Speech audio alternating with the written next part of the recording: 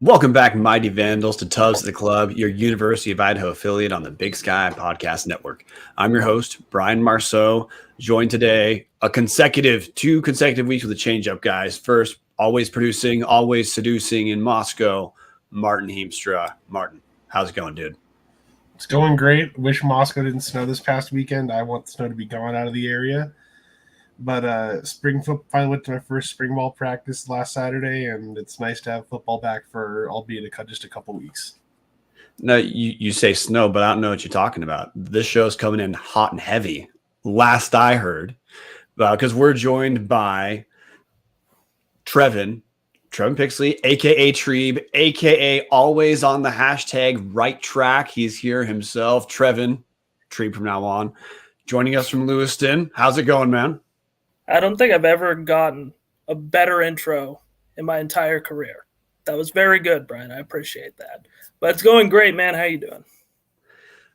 Well, we're both, look, our sub bylines, whatever you want to call them. Listeners aren't going to see this, but viewers are. Just got to address the storyline everyone's here for. So obviously, Tubbs went wild on Trevan when he published an article with a headline he did not write, describing Idaho basketball as being on the right track. And then for those paying attention, because Trevan's a good sport, when he published his first article about Alex Pribble being Idaho's coach, he also, the right track headline was back. And yes, that was meant for Tubbs listeners to see. But anyway, dude, we're done talking about basketball for now, because the whole point of this episode, Trevan's been to about as many spring practices as Jason Eck, or something like that. The number is comparable. And Trevan's here to talk spring football. It's our second spring football update. So we're just going to jump into Around the Bar, brought to us by Hughes River Expedition. And Trevan's a guest. And last time when James was on, it was essentially an interview. But Trevan, he records his own show for the Lewiston Tribune. Let listeners know what that show is, where they can find it. Yeah, it's called The Final Whistle, so you can find that anywhere you get podcasts, but you can also find it on the Tribune website as well. It's me and my sports editor, Don Walden, who right now is actually going through some pneumonia, so he's actually a little sick right now, so thoughts and prayers for Don. Hopefully he gets better. But, yeah, we record our own podcast. We've been talking about some spring football, high school football over there for the area. But, yeah, we've dove in a little bit into spring football, but we haven't really recapped it because we haven't recorded an episode since spring football has started. So I'm excited to get into it. And look, I buried the lead. Trevan goes to spring practices because he's the beat reporter for University of Idaho football down at the Lewiston Tribune. So, Trevan, I'm going to essentially give you the wheel here. You've been to a ton of practices. We've got some observations we'll be able to add to, but I want you to take this in the direction you want to take it. You've written some features on the tight ends, defensive backs, defensive line. That was today on April 5th, correct? The defensive line feature? Yeah, so I've done the tight ends, linebackers, D-line, and O-line. And then I'm going to do the defensive backs Thursday for Friday. So We're going to be diving into DBs on Thursday. So I'm going to give you the wheel, but I guess the only framework I want to give you for where to take this is, look, everyone's interested in who's standing out, what position groups look like they might be relative strengths. We'll get to which ones still need work, but I guess this is the only lens I really want you to use to kind of narrow the discussion at all is talk about the Idaho's relative strengths you've seen so far. We'll just go position group by position group initially, but the wheel, Trevan, is officially yours. Yeah, so I'm your right track guide, so I will take you down to the right track. Before this started, I kind of broke stuff down. I had an impressive tier, a man tier, and a not much tier for, position groups and players that kind of have impressed me, have kind of been doing what you expect them to do, or guys that just kind of haven't showed up really at all right now. And luckily for Idaho football fans, the impressive tier is loaded. So it has a lot of guys on there, maybe some guys that you wouldn't expect on there, even some guys that are, second or third string players. First of all, I want to dive into maybe some more of the obvious ones. I want to start off with Giovanni McCoy. And, at the beginning of the season, at the end of the season, his deep ball was gorgeous. It's only gotten better. And, he has been able to kind of pick out guys like Jermaine Jackson's speed, knowing that he's a speedster and knowing exactly how fast he is. And he has got that down to almost a science. And his deep ball is looking really, really good. And he's getting bigger, too.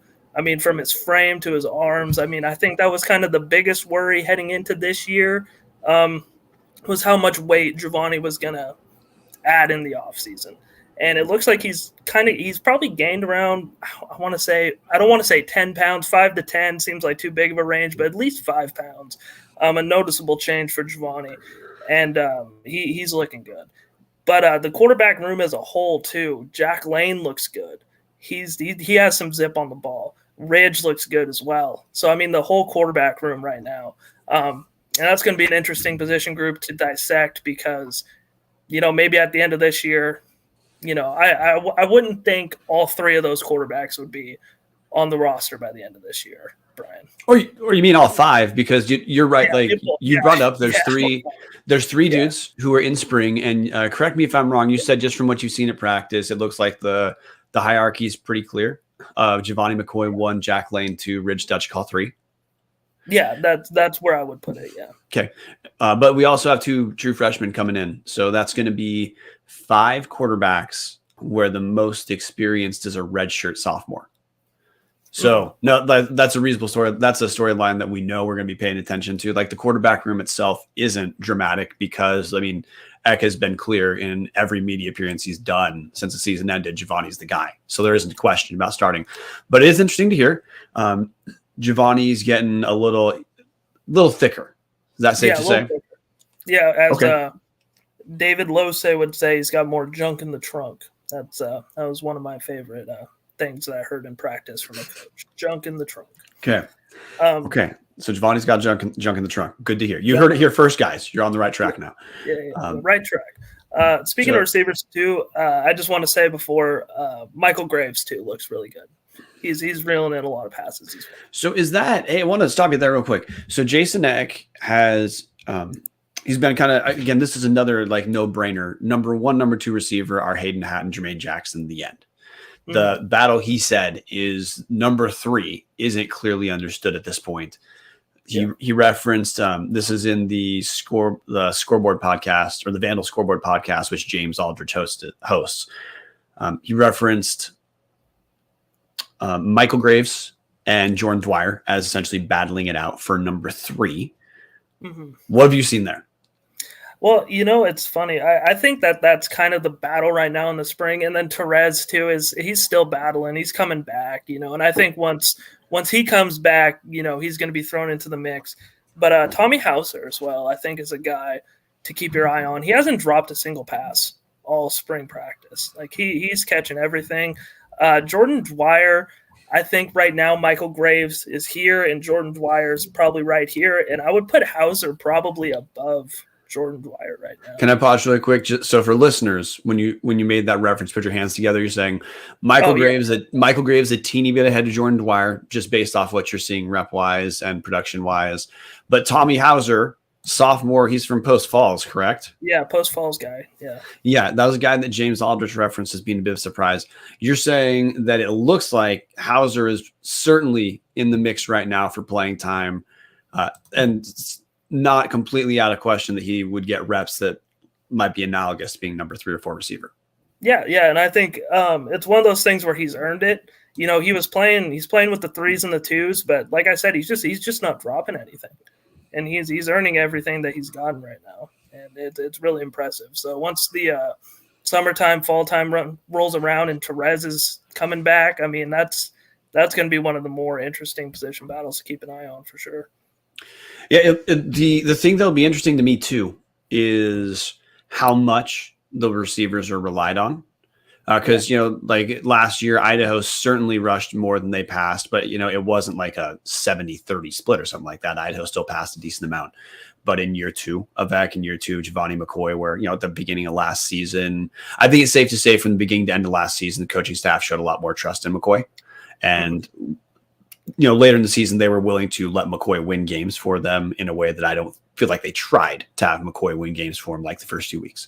The evolution of the passing game certainly is something to look at. And like you brought up, hey, receiving room, it just looks good. Yeah. Well, and going on that same token, on the groups and the people that haven't impressed me, it's a small list, and I have the rest of the running backs outside of Anthony Woods. Like it hasn't been really impressive. It hasn't been. No one has stood out as the second guy, the third down back, the pass catching back. Like they are missing Eli Cummings in that room. Like see that's something our eyes in the dome, Martin Heemstra referenced, which is he said it looked like Anthony Woods he's the brain dead number one. Yeah. It looked like Nick Romano right now might be might be the default number two right now, but that really no one is standing out that much out of the group that's on campus right now. Yeah, I think you said it best when you said the default number two. I don't think they have a true number two guy right now. And it's going to be interesting to see, because I talked to Jason Eck before spring practice started, and I said, what's kind of your philosophy with the running backs right now, with the guys you have? And he basically said, like, if it comes down to it, and Anthony Woods has to be that every down back where he plays, 70, 80% of the snaps, and that's just going to have to be the way of the road. And, I don't like to think Idaho's going to go down that road, but I mean, if they do, it's a good thing that wide receiver room is this talented, and they do have a lot of talented tight ends as well. Yeah, we'll get to tight ends in a second, because that's kind of, I think, practice. If you're in practice like you've been, there's a little bit of clarity. If you haven't been at practice, tight end room is a blank slate with like 3 catches returning from last year. Want to hit running backs? Just last question or two. Mm-hmm. So most of the freshmen, of course, would not yet be on campus okay. And we have a handful of freshman running backs who are coming in. So in your mind, someone like Deshaun Buchanan, who will be true freshman from Chandler, Arizona, guy like Art Williams or a guy like Carlos Nathini, we obviously don't see those guys yet, but those guys certainly would have to be in theory in the running for playing time based on what you said of the available running backs right now, which is if Nick Romano is the default number two, you're not saying he's necessarily standing out in a way. It's just of the people on campus right now, it's Anthony Woods and then some guys. Yeah, it's Anthony Woods and a bunch of 60 overall bronzes right now. Madden Ultimate Team reference. But, I would say that those freshmen have a lot of potential to play this year. I think Buchanan was one of the more interesting offensive prospects that I like to look at. But, I mean, for the guys that are there right now, I mean, they got to be licking their chops and getting ready to go to practice because they have a shot. Okay. So running back room other than Anthony Woods actually is kind of a blank slate, similar to next group, man, tight ends. Just want to bring up our observations, want to see what matches and what does not. So obviously Alex Moore is not participating 100%. He blew out his knee 6 months ago. And even though a huge amount in the sports world has happened, that's not that long ago that the WSU game took place. Alex Moore projects, if healthy, to be a pass catching tight end. Based off what you've seen in practice, my understanding is Chance Bogan right now, he'd be redshirt freshman from the Seattle area. He was previously University of Washington commit, I believe. Yeah. He looks like a potential pass catching tight end. And then Jack Shuster and Jake Cox look like more likely blocking tight ends. Does that match what you've seen, or is it a little bit different? I would say that's pretty spot on. I don't know, maybe I haven't been watching close enough, but I haven't seen a whole lot of Chance during team drills. It seems like Jackson Mason and Michael Jaskowski have been getting most of the team reps, so I don't know if Chance has like some sort of injury where he can't, go live in team or something like that, but he, from what I see in individual drills, because he does partake in those, he looks good, he's catching the ball. But during team, it's kind of – they've been just throwing, whatever tight end out there. I think they're just trying to get a feel for, who can play. who's going to be here because they do have a lot of them, and they have a lot of freshman tight ends too. Yeah, well, that's going to be a theme with a lot of position groups with that gigantic freshman signing class. Yeah, from this season. But hey, just so you're saying Jackson Mason, redshirt freshman from Meridian, Idaho.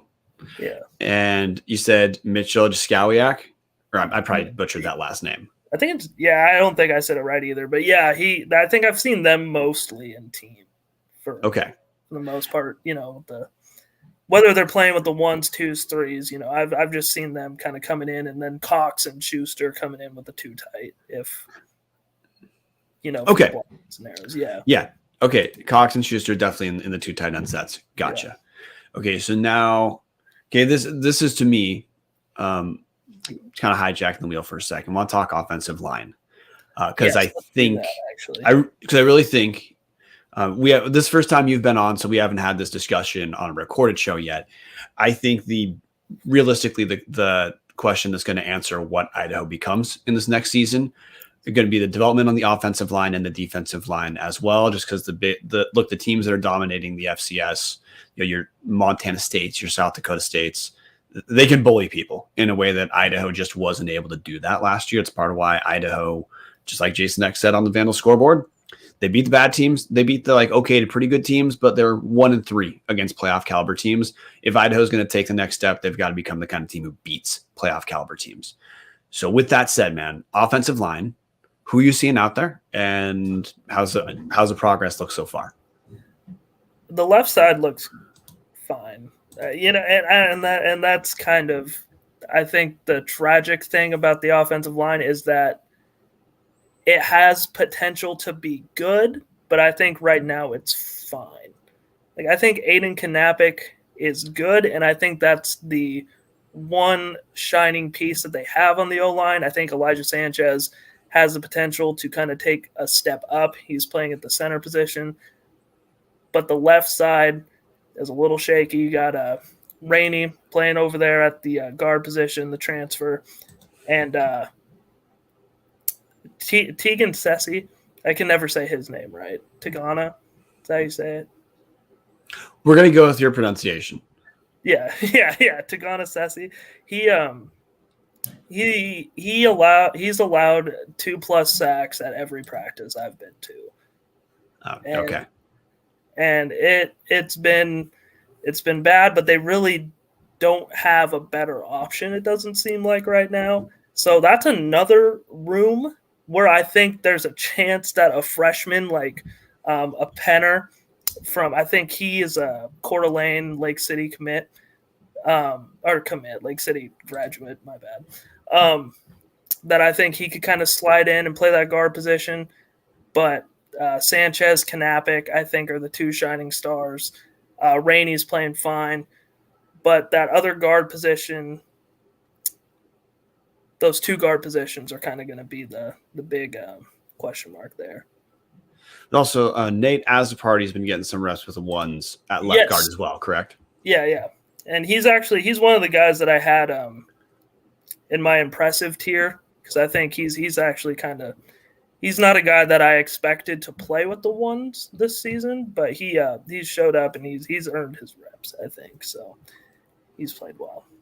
Okay, so to put a button on O-line, try to make it simple. Yeah. Right side, you said looks stronger. That's Kanapik's side. Well, he got moved to the left side. Okay. Yeah. Okay, he's been moved. He's moved to the left side. Yeah. Okay. Sanchez at center. Yeah.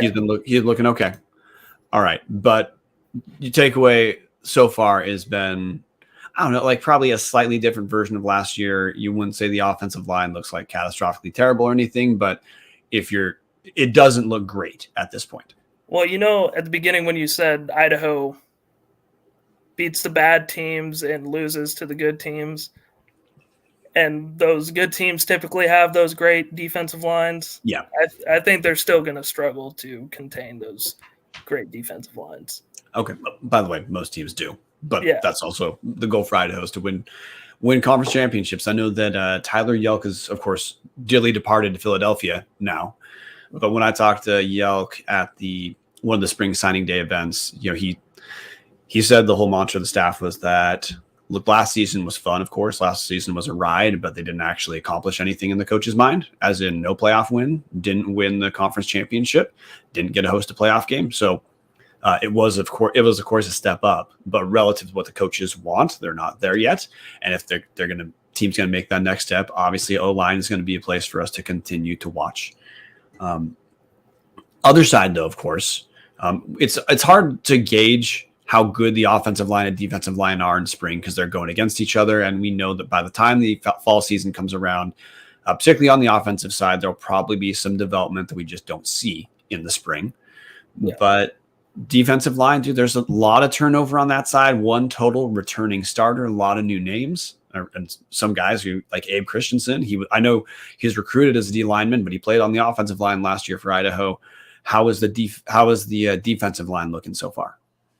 I would say that was the position group that coming into the spring I was the most concerned about for the Vandals, but now it's one of the more exciting position groups for me.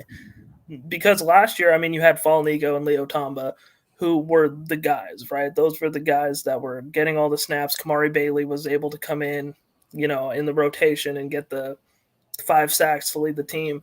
But right now, it seems like they have a lot of guys like Kamari Bailey last year. They have a lot of guys that can get some playing time and rotate in and get some, make some plays for them. There's a lot of different players that are sticking out, and I think the biggest takeaway is that Kamari Bailey can be a real threat and a real starting defensive end for Vandals. He's looking like maybe the singular difference maker. Yeah, he's the guy on the D line. Okay. Another guy you wrote about this week, and I was honestly stoked to hear that this is a guy you're writing about because of how he's playing. Jakari Larman. Yes. Transfer. He's a transfer from Lincoln University, junior. He's listed at 6'3", 330. So he's some of that size that Idaho more or less lacked for virtually all of last season. What kind of impression has Larman been making so far? He's big boy, exactly. He's thick. I mean, you look at it too. Idaho didn't have a lot of size last year. They still ranked third in run defense. Now they got a 330-pounder in the middle, and that is going to be a huge addition. Plus, he's a great big ball of energy. I mean, he makes one play in practice, and I mean, the whole defense is hyped up. The whole sidelines is hyped up. I mean, he looks like he's going to be kind of that emotional leader that defensive line needs. I mean, Kamari Bailey looks like, he's taken on kind of the locker room leader, but the on-the-field leader, it looks like Larman right now.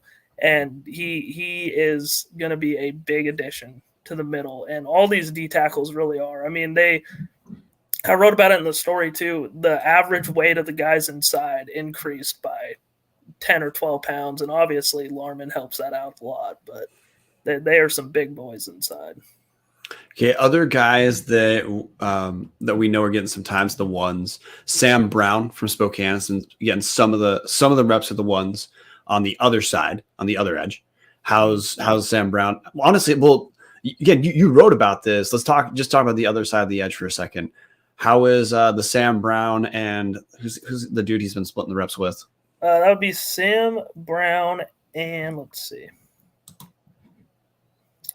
But Sam Brown, he's more of the run defender. So okay. You got Kamari Bailey on the edge. He's rushing the passer. Sam Brown, obviously, he played on the inside last year.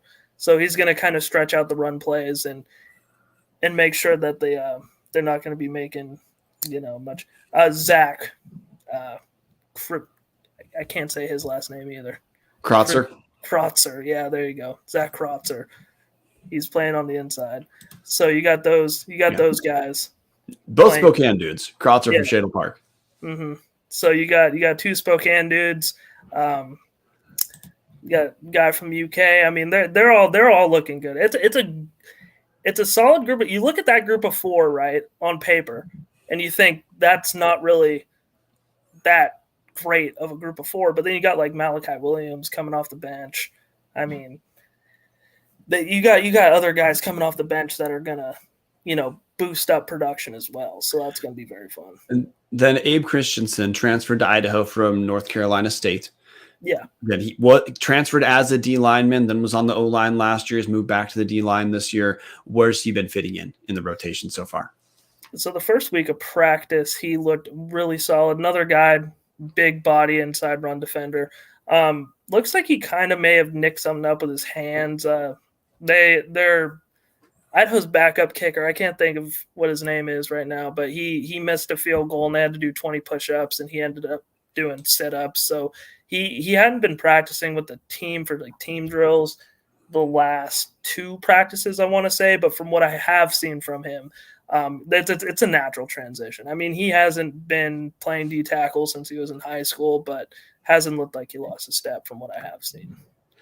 And just because I know you don't want to miss this, you're of course saying backup kicker Cameron Pope. Cameron Pope, yeah. Okay. Yeah. So got to hit the comment section really quick before we transition to our next group. One comment that I keep putting up is hashtag right track with Trevan Pixley. That's what this segment's called for now and forever. Yeah. We've got Andrew Whipple saying 330, talking about Jakari Larman. Big, but needs some quick lateral movement. Dan Cat 58 says, tell us about the Ball Hawks in the secondary. I want to see our takeaway numbers keep going up. I don't know if that's possible to lead the league and have it keep going up, but we're going to get there in a second. And we got Martin adding Ben to practice, talking about Larman. He can move, won't be a worry. Andrew Whipple, then hopefully some depth on the line so we can rotate some fresh bodies. Let's hit what we'll get to Captain 58's section in a second, but I just want to close the D-line. In comparison with the O-line, because D-line matches up with O-line, you'd probably say D-line looks like it's coming together faster than the O-line right now, based off the tone of what you brought up, which is not shocking. Last season we saw in the spring, defense looked like they came together a lot faster than the offense. That's just how some of this stuff works. In terms of potentially being disruptive as a D-line, how do you feel like you have a gauge yet at all on how Idaho could be, or do you see potential? Do you see like, no, this group's going to be okay. They're not going to be relative strength, but they're not going to be a weakness. How do you understand the D-line so far? I think as a whole front 7, Idaho is going to be pretty solid because I really like the linebackers. I'm excited to talk about that. But I would say as a run defense, they're going to be just as good, if not better. I think they can still be top 3 in the Big Sky. Sack numbers, I wouldn't be surprised if Idaho's sack leader again had probably 5 sacks. Nothing too crazy. Probably about the same production that you saw last year. But I mean, like I said, there's going to be a lot more fresh bodies and a lot more people that I think they're going to be willing to rotate in from last year. So I mean, maybe with the freshness and the fresh legs, there'll be more sack numbers, but I wouldn't be surprised if the numbers were about similar. Okay, so to stay just thematically at the front 7, then linebackers, of course, the second grouping. Paul Moala has moved to inside linebacker position. Favai had last season. Trey Thomas transfer from South Dakota, who had played with Orich back when Orich was the special teams coordinator at South Dakota previously. He's sliding into Paul Moala's spot on the outside, correct? Those two essentially have been look like starters for sure. Oh yeah, that's kind of locked in. But I mean, I want to talk about and obviously some Vandal fans will get some PTSD about a coach's son being on the roster, but it's a different position. It's a different situation. But Jackson Eck, man, he's strong, he's jacked, and he looks the part. Like he is a good linebacker. He may not be a starter right away, but I mean he should get some snaps this year, and he's one of the biggest standouts for me in camp so far. See, that's what James said last week, and I don't think there's actually going to be any PTSD because I gotta give a shout out to the hashtag OnlyTubs Patreon group, patreon.com/Tubs the Club, for christening the former quarterback you're referencing as Gloves, aka Mason Petrino. Just calling him Gloves from now on. Okay. Look, we all know why that stood out. We all know why that was weird, but it's not weird at all for coaches' sons to make rosters. Like, Jeff Choate's son played under Jeff Choate at Montana State. I think he might be graduating now, but he was still finishing his time out there. He wasn't a starter, but he made the roster. We all know about Robbie Hauk at University of Montana, and though he was catastrophically overrated, he started because he should have started. I don't think anyone's going to be concerned about Jackson Eck, especially with what we've been told, which is, look, athletically, he looks like he belongs, and that's as a true freshman. Production-wise, relative to what you can see in the spring, he looks like he belongs. So I think most fans are going to say, look, if the dude belongs, let him play. The whole reason people moaned about gloves was because he didn't belong. But if Jackson Eck looks like he deserves to play, I hope we get to see him. Yeah. No, I'm excited for his development overall. And sticking with the linebackers, my hot take, my bold take that I will give out here at Tubbs at the Club is that Paul Muala will win Big Sky Defensive Player of the Year. That guy is playing at a different level. He's focused. Like, he looks good. He looks better than Favai did all of last year. And I mean, he won Newcomer of the Year last year, right? That's the award he won, I believe. And he was second team All Big Sky. So I mean, and he's just going to get better. And I mean, looking at Favai's pro day, I mean, I think Paul, I can't wait to see his pro day, and I think he'll be on a roster. He's playing really well right now. You know, our crack research team in the background can double check and make sure about Muala as defensive newcomer of the year. But you're definitely right, second team All Big Sky. Also in that inside, shifting to that inside position, he's going to pick up some more tackles. So like the stat line is going to be, sexier. The kind of numbers you probably need to be in discussion for Big Sky Player of the Year. Also, just something we've been told is that look, Favai was a good player, but one of the difficulties sometimes that happened last season for Idaho when you saw those lapses, it was things like not sticking to assignments, freelancing when they shouldn't have, and you can expect this crew to probably do that a little bit less this season. This personnel that's likely going to be an issue a little bit less, which sounds promising to me. So. I know heading into spring, man, linebacker is one of the things I was least concerned about because I knew Muala was good, and then Trey Thomas produced in the Missouri Valley Conference. South Dakota is not great, but they're not terrible in the Missouri Valley. So, dude who already produced at this level in either the best or second best conference, you knew he was going to slide right in there. You'd also said, and observations we got from Martin too, Matthias Bertram, now he's a safety, but he comes down as strong safety and run support a decent amount. He's looking fine in that role. Yeah, he picking up where he left off last year. I mean, he got a Battle Axe award already during practice, but and I don't want this to sound dismissive, but I mean, he hasn't done anything to like blow me away per se, but that's not to say that he's not doing his job. You know what I mean? Like, he's picking up where he left off last year. Okay, so he is kind of like the O-line. He looks fine. Yeah, well, that's a different fine. Yeah, you got to read Treep's fines. You got to read my fines. Yeah. Okay, if we misinterpret that, that's your job to pull us back onto the hashtag right track. Yeah, exactly. Yeah, exactly. Okay, all right. Secondary, man, take the wheel here. That's another position group where some strength is coming back, guys like Marcus Harris, guys like Tommy McCormick for sure.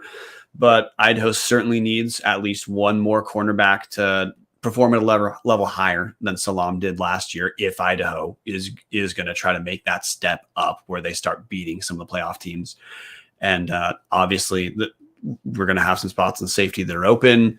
Take the wheel, dude. What have you seen? I like Armani Arnold. I think he's playing that role, and I think that was kind of role the other cornerback? Yeah. Okay.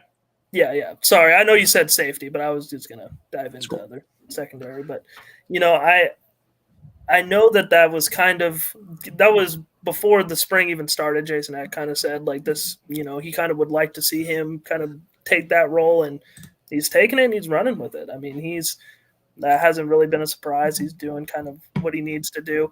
As far as the other safety position, with Matthias coming down, playing kind of in the box, and with Tommy McCormick, I mean, the other parts of the secondary is kind of like the offensive line, right? It's it's probably one of the weaker position groups, or at least that one spot that they need to fill right now for the Vandals. Yes, we were told that freshman transfer from Northern Arizona, Dwayne McDougal, has been seeing time both at safety and at corner as well. And name that's familiar from last season. Certainly had some moments. We wouldn't call him like all league safety, but Mervyn Kenyon III certainly had some moments last season where he looked the part of a contributor. He'll of course be back.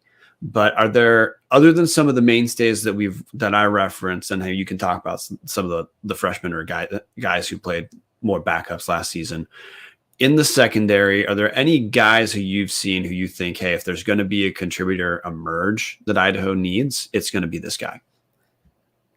See, I think not, because that's kind of the problem, right? That's kind of the problem with the position group, is that there's not really a guy right now that's emerging. I do think Mervyn Kenyon has looked the part, though, like you referenced. I think he's looking good. I think he'll have a chance to get some playing time, but nobody else outside of the people that you named are really sticking out as being, those guys. But it's another, like we referenced a million times already, it's a loaded freshman class, so we haven't seen all these freshmen quite yet.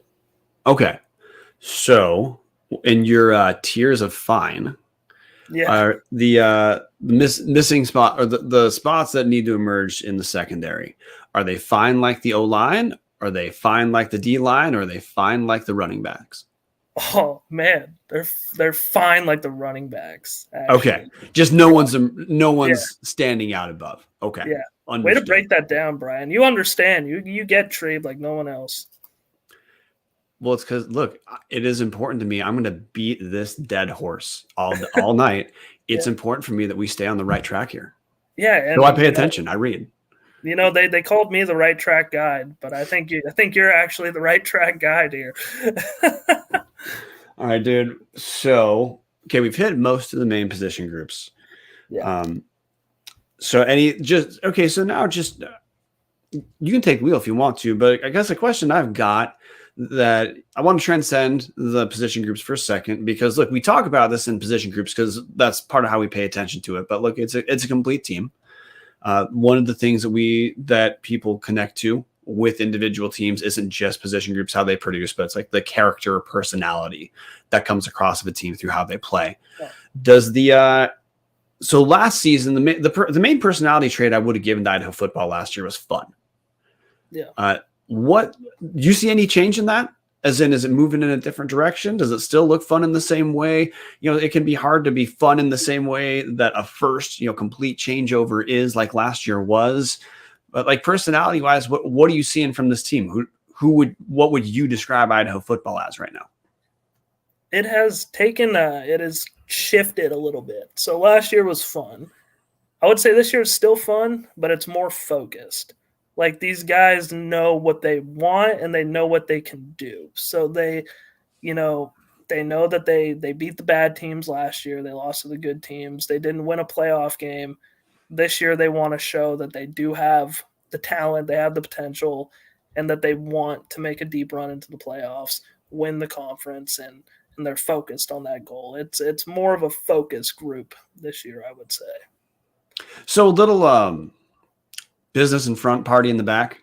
Yeah, there you go. A little bit of a mullet going on. Yeah. Okay.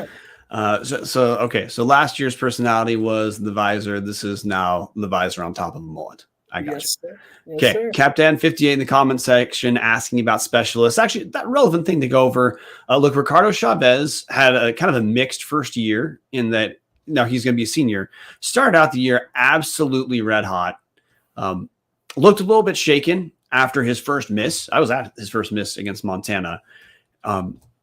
Wasn't terrible after the miss, but he wasn't quite the same guy the second half of the season that he was the first half of the season. Any observations you have from the specialists? I do. Before I talk about Chavez too, I was wanting to hit this also. The nicest guy on Idaho's football team is Hogan Hatton, the long snapper. Yeah. Yeah. He every time he sees me on the sidelines, he daps me up and asks me how I'm doing and has like a 5-minute conversation with me. Super nice guy. Shouts out to Hogan Hatton. But Ricardo Chavez, he's looking like, I don't want to say where he left off because we obviously know where he left off, but he's looking good. I mean, he's got another year under his belt, and they had another situation where if he missed a field goal, they would have to run 3 100-yard sprints. He nailed it, and I mean, a lot of what practice is for those kickers and punters is that they walk the sidelines a lot, so you don't really see a whole lot of what they do. So I don't really have a huge gauge on the specialists so far. Okay. And look, what you said about Hogan completely matches if you've met much of the Hatton family. Real nice dudes. I did a feature story on both of them, and it was like the longest interview I ever did, and it was like I was just having a conversation with the guys. Super, super nice fellas. Okay. Yeah. All right, dude. Well, we've hit a ton of football. Before we bring up Hughes River, maybe touch some basketball and hit that special segment that we have not talked to you about. Any other football stuff you want to cover? We're 45 minutes in. Let's see. Dive into my notes. I'll make sure that I hit all the people that I thought were really solid. Yeah, I think we're good. I think we're good for current day football. Right.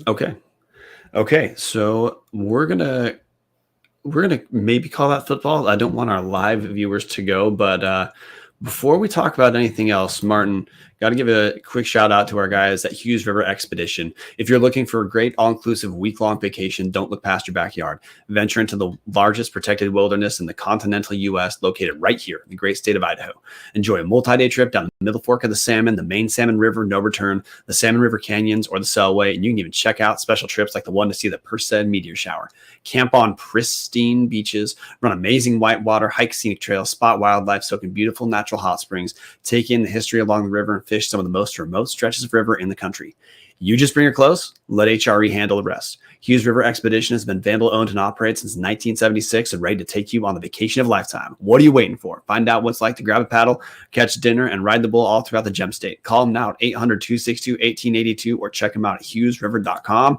You can do that as a large group, guys. You can do it as just you and a family member. Just give Colin a call. He'll get you taken care of. So, quick basketball update, Trevan. And actually, for Tubbs listeners, hey, we got an answer from the university. They're not going to let Pribble on the show at least until the end of this academic semester. So we'll see what happens then. Whatever. We do have some basketball news. Another transfer out of the program this week, Nigel Burris, and thank you, Martin, for that hashtag golden veggies. Chiron, scroller, whatever. Trevan, you know what? You're in news. You know what the hell that's called. That thing at the bottom of the screen that's scrolling that says golden veggies. What is that called? It's a little scrolling lower third, isn't it? It's a little lower third that scrolls. Okay. So we see Martin's got the golden veggies scroll, whatever the hell it's called. Ticker. Thank you, Tubbs the Club. That's Martin, the ticker scrolling. Thank you. Ticker, yeah. But yeah, glad that between the two of us, Trevan, we could not put that together. Thank you, Martin. I'm newspaper, not news station. You see, they see me on camera. I can't be on the news. That's why I'm behind the I give you a kind of pass on that. But anyway, we got the golden veggies ticker. Nigel Burris, he was freshman of the year in the Big Sky. He's transferred. Don't know where he's going yet. Obviously, we were happy for the year Burris had. That's the third total transfer out of Idaho. Second scholarship player to transfer. The dearly departed list includes Yusuf Saleh scholarship, Tyler Halligan walk-on, and now Nigel Burris scholarship as well. Of the three declared guys, Burris easily is the best candidate to land at another D1 school and get some minutes. Guess Trevan, reaction to hearing Nigel Burris is not going to be along for the ride of year one with Alex Pribble? I mean, I kind of, when Pribble got the job, I kind of assumed that there was going to be a lot of turnover. I mean, it sucks to see that Nigel Burris is going out the door because, I mean, he was one of the, I'd say, 3 or 4, things that kind of directed the Idaho basketball team on the right track. But I would say not too surprising, but I think Pribble's going to have to kind of build that program from the ground up, and I think he knew that coming in. So I'm interested to see how he does it. Yeah, I'm with you. He's one of the few guys that you'd say, hey, I'd be fine with a guy like Nigel Burris as part of the core. I think with a competent coach last year, Burris averages 12 or 13. Yeah. But, we're going to miss his shooting. I do know, look, Pribble talked about the team needs to be stronger defensively, wants them to be disruptive defensively. I don't think there's a single guy on Idaho's roster that you'd say last season looks like a disruptive defender when you're the worst defensive team in the league. Now, if there was, again, throwing that competent coach corollary, maybe those guys look different for sure. But look, there's reason to wish that Nigel Burris had stayed for sure. He easily could have been a solid contributor on a good Big Sky team. But hey, we wish him well. Glad he was here while he was. That means that Pribble now has 5 scholarships left to give out to what will be his own guys. He's already signed one guy, EJ Neal from Community College of San Francisco. EJ Neal fits the mold Pribble essentially talked about in his press conference of guys that can shoot threes and become disruptive defenders. Still going to be a question about if Idaho's going to get a shot creating guard, because the team doesn't really have that on the roster right now. Now they haven't lost that in anyone who transferred away, but you can expect a shot creator at some point will probably be added. We don't have news to break or anything on Isaac Jones, but I got to tell you, with how Tim Marion from his private account is essentially looks like he is trying to do advertising for former Idaho players like Isaac Jones and Jeremy Harden. I think it's safe to say it's trending down that Isaac Jones would stay in Moscow. And to me, if Jones doesn't stay in Moscow, I'd be floored if Jeremy Harden does. Yeah. And shot creating guard, hopefully, Case Wynot finds his way on the roster. That's a true advertisement. Yeah, well, okay, well that'd be for next year's signing class, because well, also, hey, why not has the offer now? So, which we all knew that was a brain dead thing that should have happened, but it was a brain dead thing that if you bring a dude back for his lame duck year, then recruiting is going to be taking a step back. So, Pribble's he has about half a roster he has to fill out, or when Isaac Jones leave, that number goes to 6 more guys. To fill out scholarship-wise on the roster. Look, I mean, the glass half full, glass empty here, Trevan, is Idaho finished in last place in the league last year. And the Big Sky, I don't think that last year was a strong Big Sky year.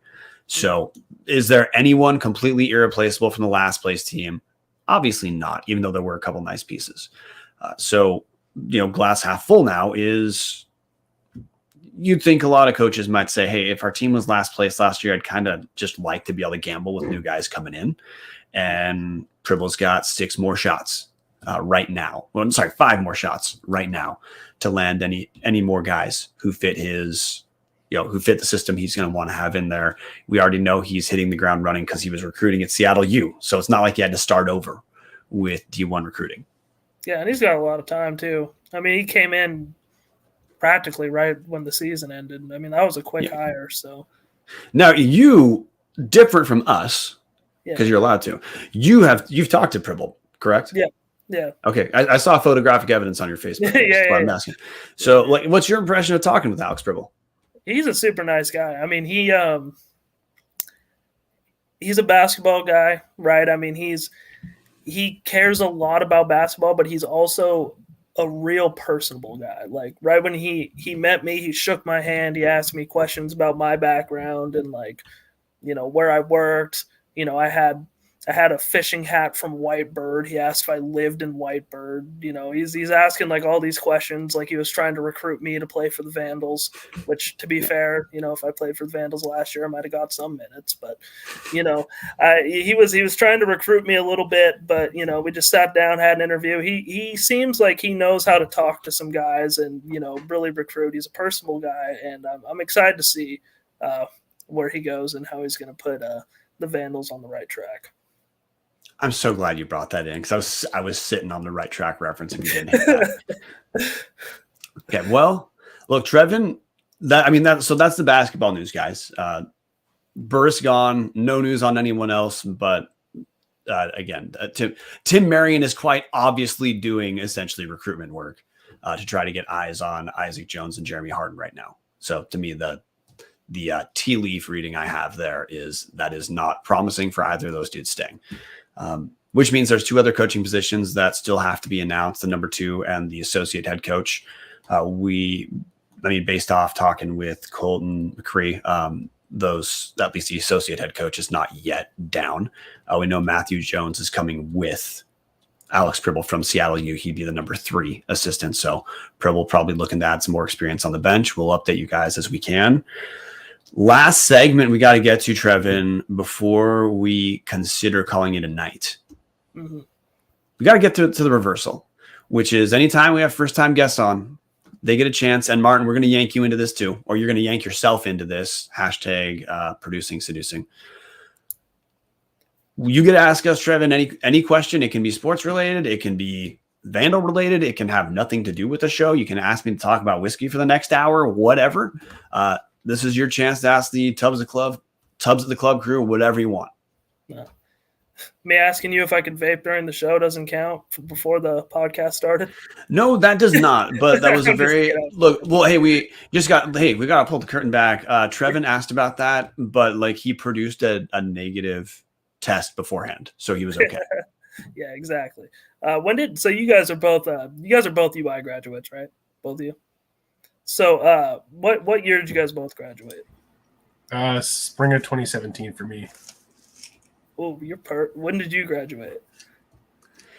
So Martin is, you might accuse Tubbs of having groomed Martin based off my age in a second.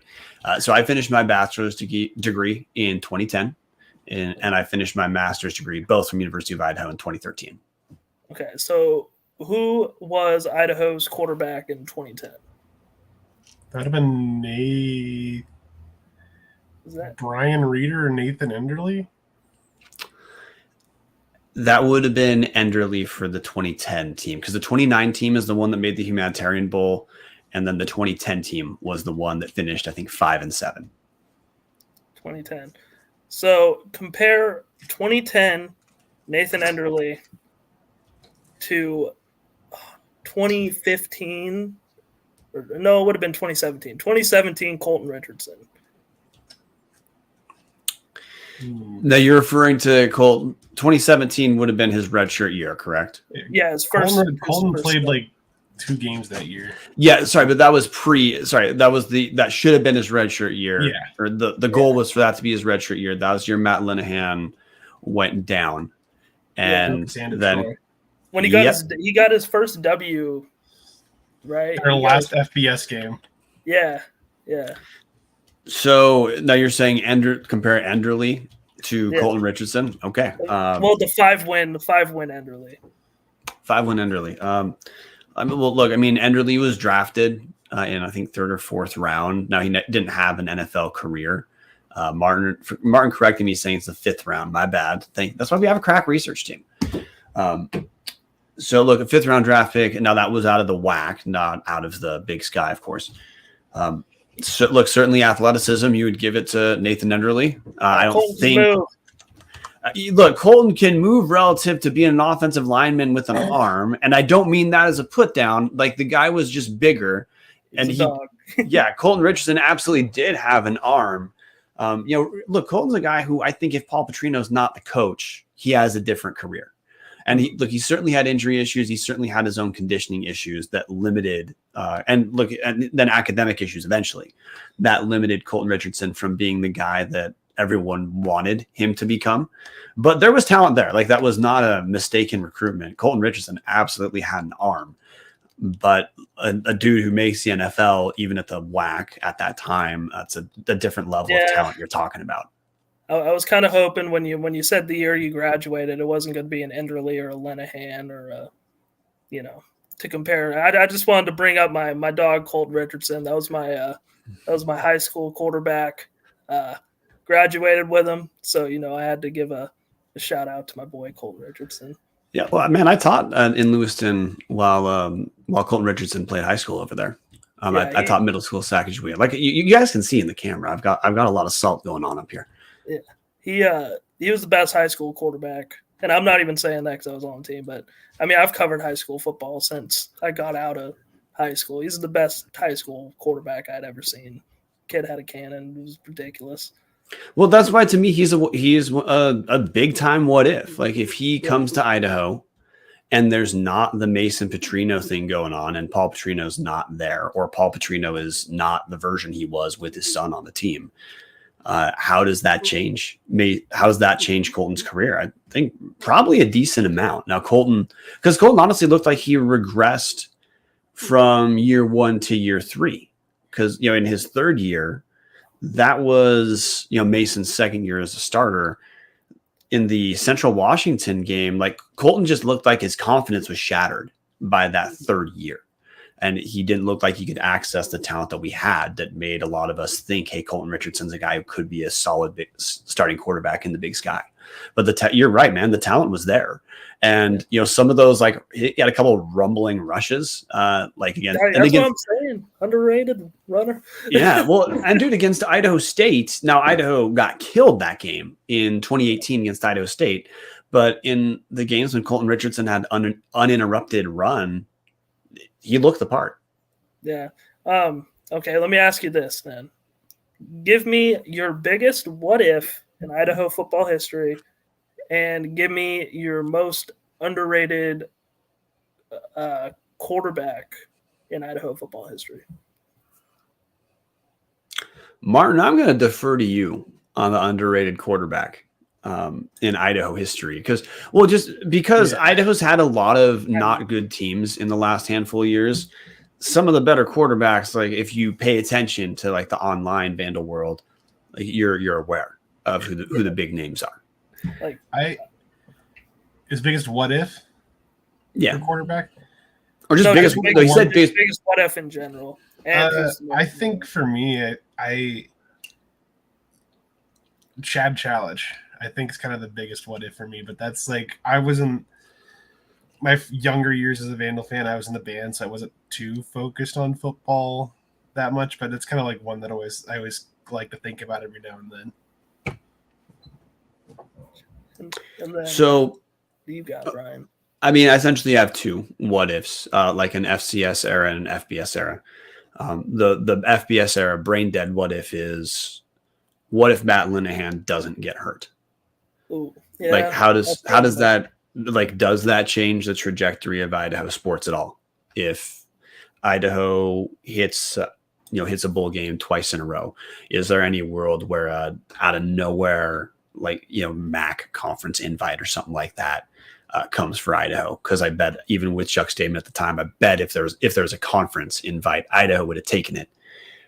The FCS era, which I just bring that up because we've been open on this show, Trevan. We don't care to relitigate the FCS FBS thing for the 15,000th time. Idaho's in the FCS. We'll talk about FCS while we're here. And when things change, then what we talk about is going to change. FCS era, look, we're living it, man. What if Joel Thomas was accepted that offer? What if the Steelers hadn't come in with their late minute Godfather offer to keep Joel Thomas in Pittsburgh? I'm happy. My bad. The Saints. My bad. The Saints. Thank you for that correction, dude. Which means New Orleans, not Pittsburgh. I'm happy we're living what we're living, Trevan, because I think Jason Eck is the right guy. Lots of athletic directors land on the right guy after the person they thought was the right guy says no, like Montana State's kicking ass with Brent Vegan. He was the number 5 offer after Jeff Choate left. Mm-hmm. But, how different does Idaho football look with Joel Thomas? I think Idaho lucked out with Joel Thomas saying no because it let Idaho maintain good relations with a key or a very well-known alum. And then Jason Eck comes in and kicks ass.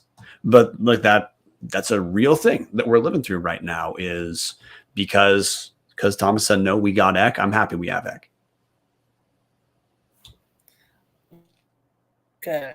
I want to go with one more question. I don't want to keep you boys too long, but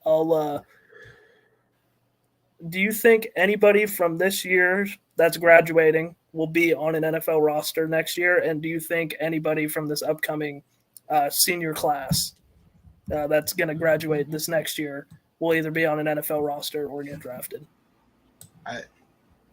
I think like 1 and 2 would be. I think the only people that like have a realistic shot probably are Favai or Fallen Eco, but I feel like Sean Johnson might be a sneaky kind of practice squad guy at sub for a team. So I'm going to interpret that question as though you're asking about the guys who are playing this season. That's what you're getting at, right, Trevan? Trevan has frozen in the background, so I'm just going to say yes. Trevan's asking about guys this season. I think the brain dead one to look at on the current roster is Hayden Hatton as a potential guy to land on an NFL roster or maybe get drafted at some point. But the other name that Trevan already brought up is Paul Moala, who he had the pedigree to land on Notre Dame initially and play. So there's some talent there. There's a reason. It's blowing both Achilles is why Moala's here. But looked good last year. If he's still looking good, then yeah, I think Moala certainly will get looks as well. But to me, like the brain dead one is Hayden Hatton. That's kind of why I brought it up. I think Hayden Hatton has a legitimate NFL shot. I'm excited to see where he goes. Yeah, well, I think it's interesting that behind the scenes, I'm extrapolating right now. Look, the sales job Jason Eck probably gave to Hayden Hatton about staying because look, Hayden Hatton did not enter the portal, but as you guys, everyone listeners know, the high profile guys, they don't enter the portal until they know where they're going anyway, which means they're getting recruited prior to entering the portal.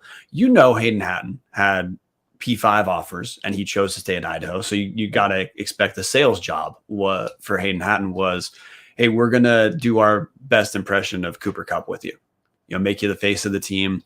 You're going to keep getting the kind of reps that you got last season where you're setting records at Idaho.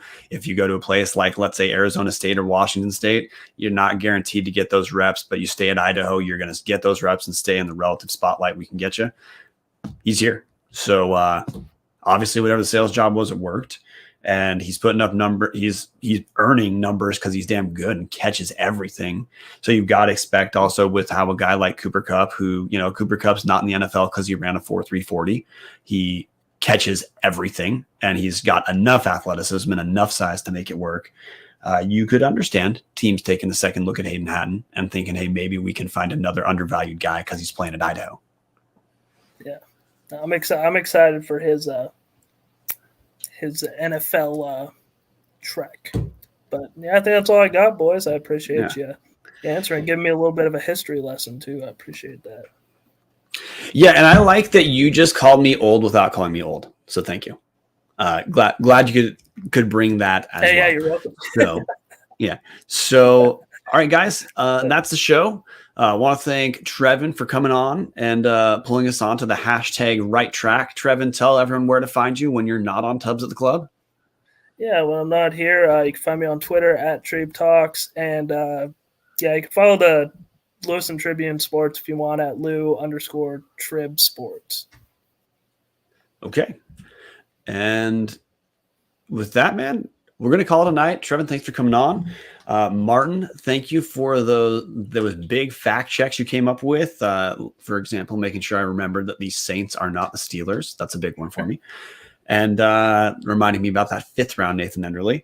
But guys, we plan on coming on next week. What we'll do for our spring update is officially at the TBD. Dallas will at some point rejoin Tubs at the Club. I do not know when. But I do know that because he canceled today, he was planning on being on today. So Dallas will come back on at some point. But anyways, dudes, thanks for coming. Always remember to support the show at patreon.com/Tubs at the Club. And until that next time, dudes, go Vandals. This is producer Brian doing a terrible job of even finding what we're going to play us out with. So we're just going to call it good. See you guys Tuesday.